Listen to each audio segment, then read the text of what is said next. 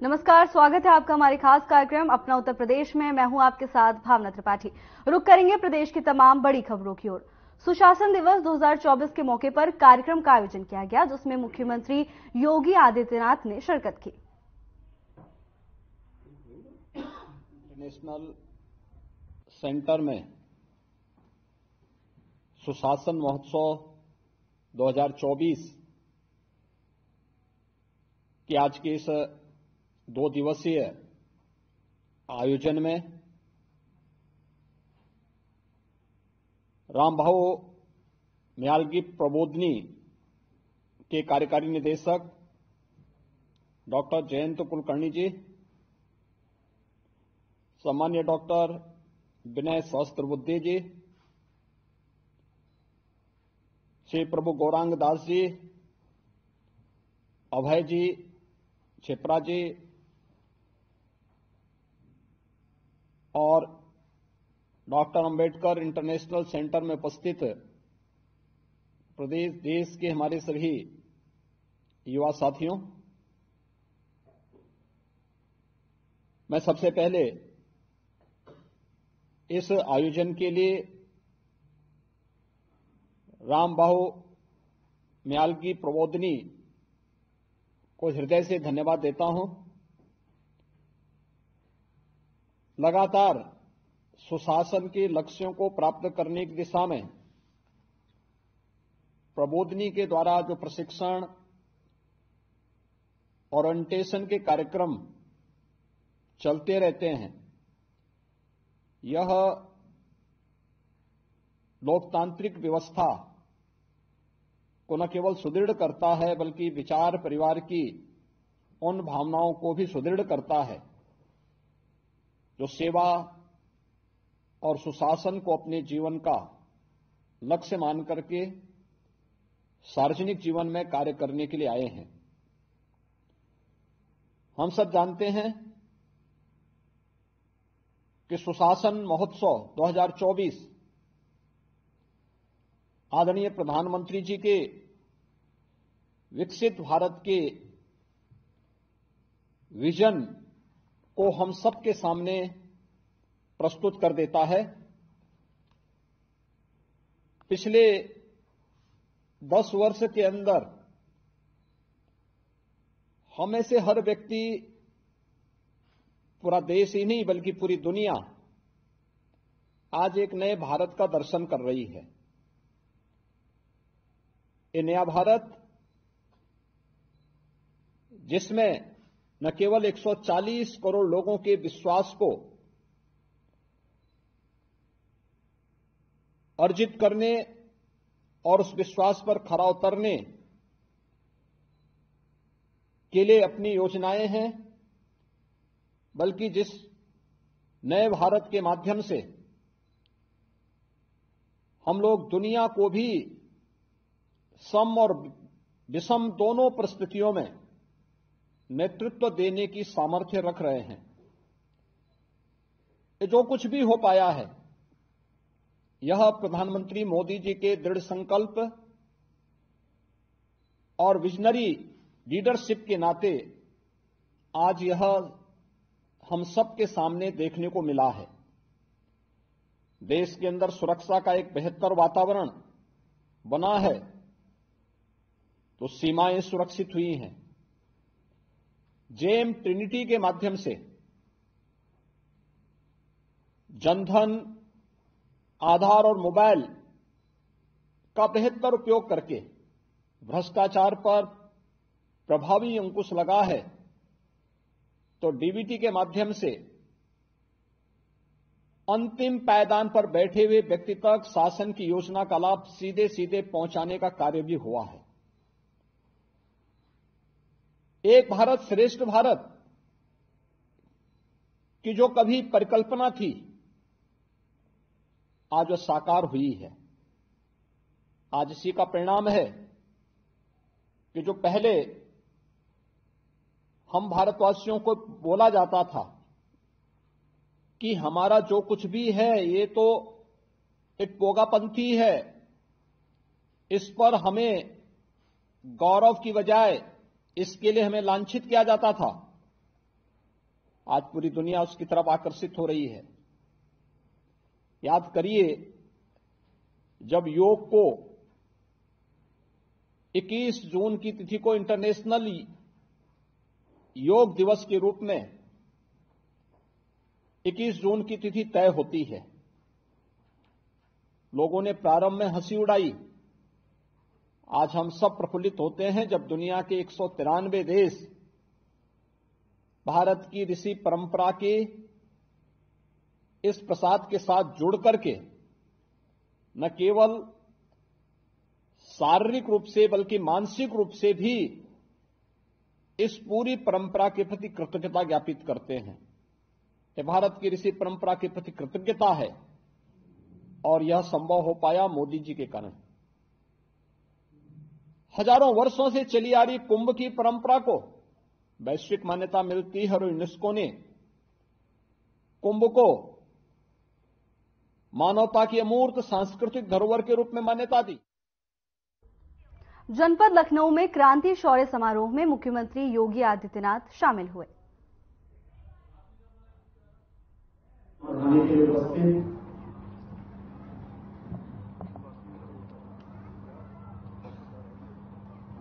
Chief of defence staff general Anil Chauhan ji,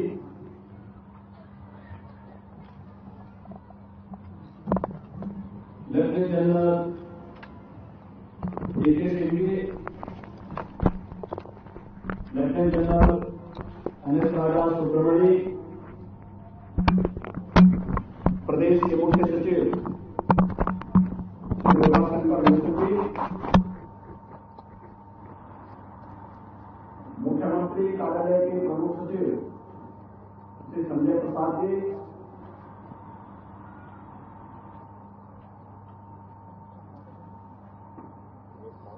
lieutenant Jully ceremony में उपस्थित भारतीय सेना के सभी अधिकारीगण, पूर्व अधिकारीगण, वीर माताएं और परिवार के अन्य सम्मानित सदस्यगण, उपस्थित बहनों और भाइयों, 11 गोरखा राइफल रेजिमेंटल सेंटर द्वारा आज यहां पर प्लेटिनम जुबली सेरेमनी का आयोजन किया गया है। इस रेजिमेंटल सेंटर की सफलतापूर्वक 75 वर्ष पूर्ण होने के अवसर पर मैं सभी सैन्य अधिकारियों, बहादुर जवानों, पूर्व सैनिकों, उनके परिवार के सभी सदस्यों को हृदय से बधाई देता हूं।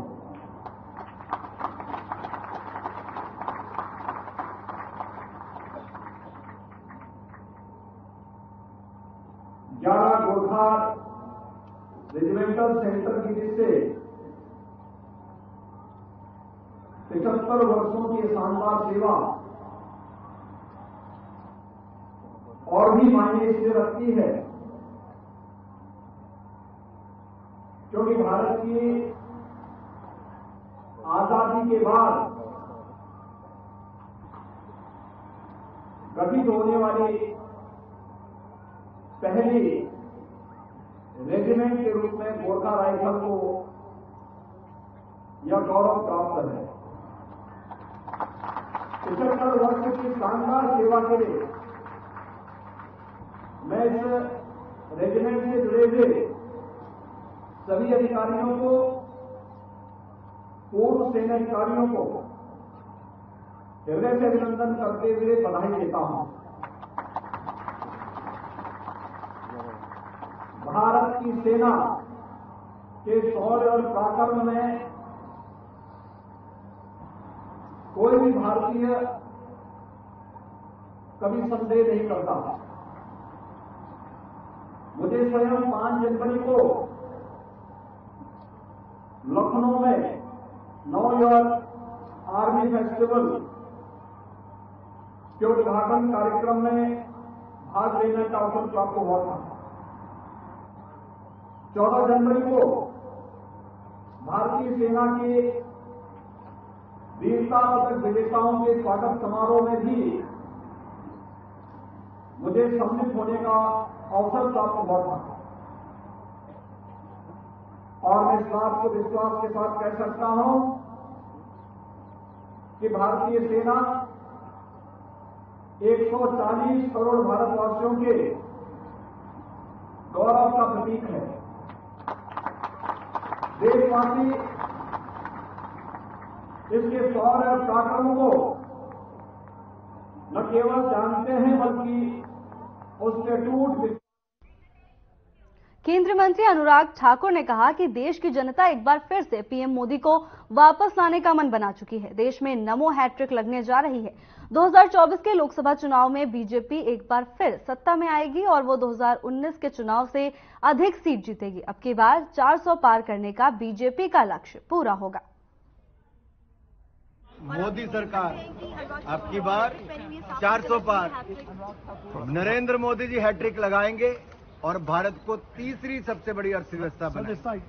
नरेंद्र मोदी जी तीसरी बार चुनकर आएंगे तो देश के गरीबों का और कल्याण करेंगे, भारत को और बढ़ाने का काम करेंगे, देश का मान सम्मान और बढ़ाएंगे।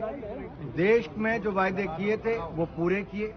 इकलौती पार्टी भारतीय जनता पार्टी ऐसी पार्टी देश में है जिसने पहले दिन से अपने आज तक के एजेंडे को जो कहा वो किया।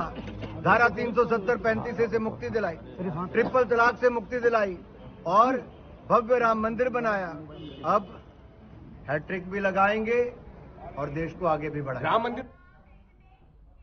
पर्थ में 7वें भारत महासागर सम्मेलन के मौके पर भारत के विदेश मंत्री एस जयशंकर और उनकी ऑस्ट्रेलियाई सीनेटर पेनी वोंग ने कई वैश्विक मुद्दों पर चर्चा की। बैठक की शुरुआत दोनों देशों के विदेश मंत्रियों के बीच बातचीत के साथ हुई। दोनों नेताओं ने द्विपक्षीय संबंधों को मजबूत करने पर जोर दिया। भारत महासागर सम्मेलन में विदेश मंत्री ने शिरकत की। It's a great pleasure to join you all in Perth, Australia's Indian Ocean capital, this evening for the 7th Indian Ocean Conference. As someone who's watched it grow since its inception, the quality of the gathering today gives me great personal satisfaction. Let me begin by recognizing the distinguished presence of President Ranil Wickremesinghe of Sri Lanka and of so many ministerial colleagues and other senior officials from across the region. I thank the institutions involved in getting us together, the India Foundation, especially Mr. Ram Madhav personally, the Perth US Asia Center, and also RSIS Singapore. I express my deepest appreciation to Australia's Department of Foreign Affairs and Trade, West Australia authorities, and my own colleagues at the Ministry of External Affairs for their efforts. But most of all, to my counterpart, Foreign Minister Penny Wong, for her warm welcome and very gracious hospitality. The theme of the 7th conference is towards a stable and sustainable Indian Ocean. These two adjectives are laden with much meaning in such turbulent times. As we gaze at the Indian Ocean, the challenges besetting the world are on full display there. At one extremity, we see conflict, threats to maritime traffic, piracy, and terrorism.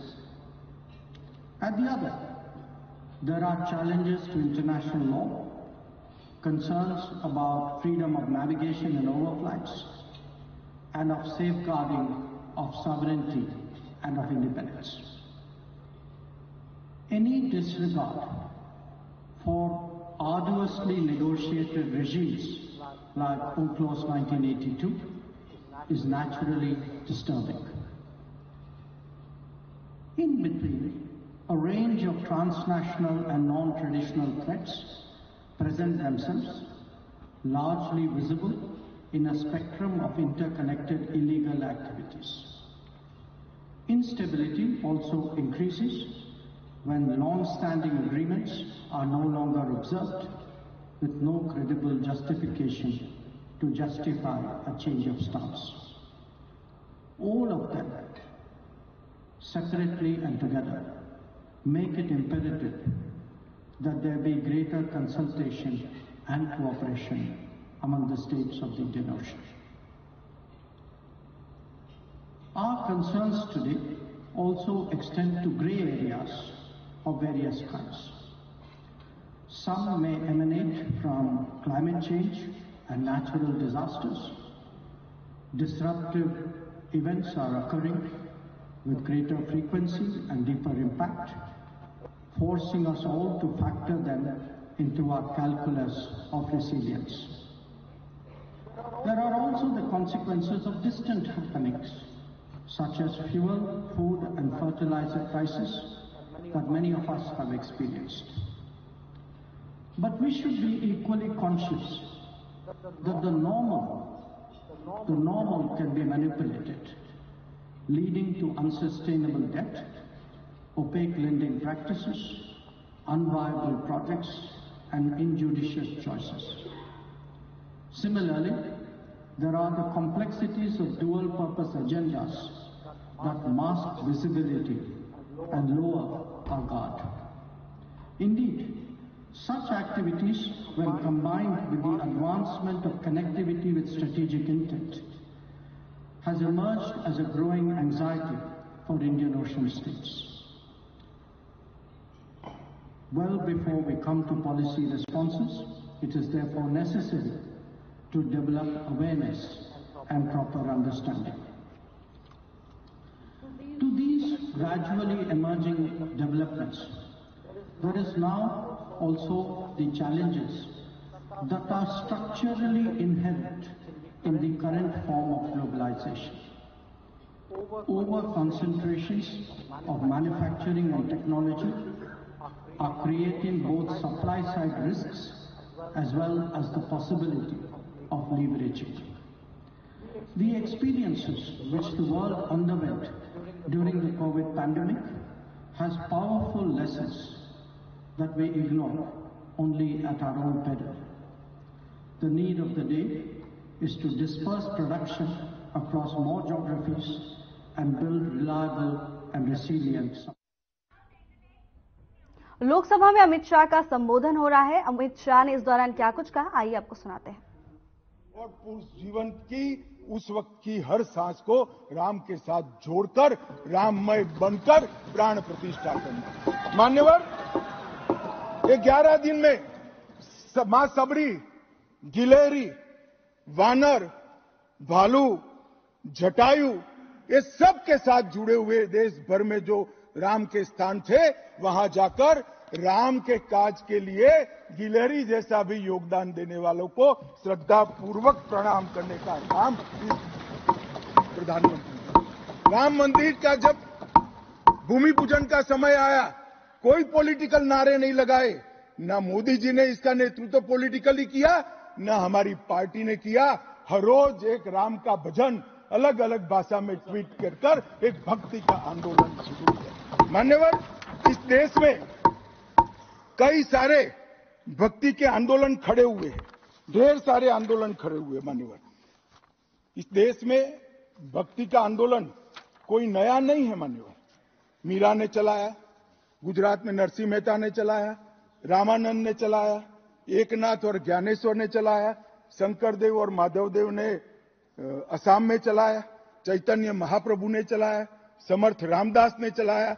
ये सब भक्ति आंदोलन ने समय समय पर देश को मजबूत करने का काम किया है, सनातन धर्म को टिकाने का काम किया है और सनातन धर्म के प्रति सबकी आस्था को बंधाने का। घनघोर अंधेरी रात में एक ध्रुव तारे की तरह ये भक्ति आंदोलन ने देश के जनमानस का नेतृत्व किया। भारत के ही छोर में 10 सिख गुरुओं ने अनेक प्रकार के बलिदान, एक दशम पिता ने तो अपना सर्वस्व दान कर दिया। इस प्रकार की त्याग की भी इस देश की परंपरा रही, परंतु ये समग्र भारत के हजारों साल लंबे सांस्कृतिक और राजनीतिक इतिहास में एक शासक ने, एक जनता के व्यक्ति ने, एक जनता के प्रतिनिधि ने अपने यम, नियम, तप और उपासना से भक्ति चेतना की जागृति की, तो इसका एकमात्र घटना नरेंद्र मोदी जी ने की। और मैं तो स्वयं अनुभव कर रहा हूं। मैं उस दिन बैठा था लक्ष्मी नारायण मंदिर में, दिल्ली में बिरला मंदिर में। जो जनता थी, जो लोग थे, सबकी आंखों में आंसू थे। पूरा देश राममय हो गया था और जय श्री राम के नारे लगा रहा। मान्यवर मोदी जी ने बड़ी शालीनता के साथ विजय के, पराजय के कोई भाव के बगैर जय श्री राम के युद्ध के नारों से पूरी दुनिया जानती है। जय श्री राम की वानर सेना का युद्ध का घोष था, पूरी दुनिया जानती है। जय संघर्ष चला तब जय श्री राम चला और मंदिर बना तो जय सिया राम हो गया। संघर्ष से भक्ति की यात्रा पूरे देश को आगे ले जाने वाली यात्रा है। मान्यवर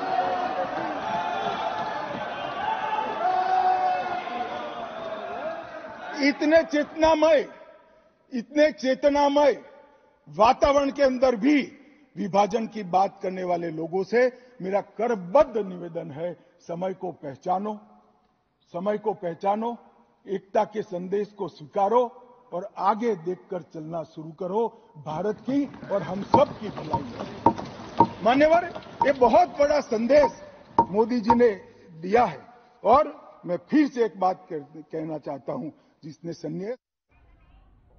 खबर नोएडा से है, जहां एक युवक ने बिसरख थाना क्षेत्र में पीएनबी एटीएम काटने की कोशिश की, जिसके बाद पुलिस ने सीसीटीवी फुटेज के माध्यम से ट्रेस कर युवक को गिरफ्तार कर जेल भेज दिया है। ये पूरी घटना गौर सिटी प्लाजा की है।